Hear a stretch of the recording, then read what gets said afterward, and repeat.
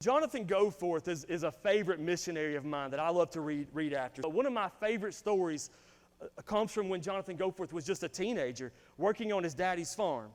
And so although Jonathan had 6 older brothers, when Jonathan was 15 years old, his dad entrusted him with their second farm. So Jonathan would go take care of this other farm. He would go run the second farm. Jonathan's father would give him some specific instructions, though, of how to do this. And he would say things like, get the fields cleared, right? And get rid of all the weeds and the underbrush and get it ready for seeding. Jonathan's dad said something like this. He said, I'll be back to inspect when it's harvest time. And so Jonathan, in his book, he says this was like some intense daily labor to work on his daddy's farm, right? He had to plow.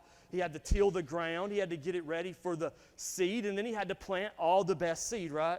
So when it comes harvest time, Jonathan said his heart was filled with joy. And so his dad comes and he says he leads him to this high place on the farm, above the farm, where he could see all the beautiful grain that had grown.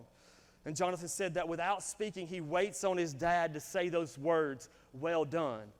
But he says, as my father stood there silently for what seemed like several moments, he was just examining the field. Then his daddy just turns to him and he smiles. Jonathan would go on to say that that's all the reward he ever wanted. And so Jonathan, when he would preach years later, he said, in that I knew my Father was pleased.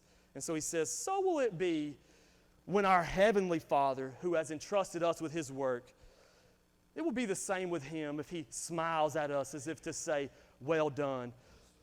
So in our text today, I think that what Jesus is doing, as I said, is He's entrusting His disciples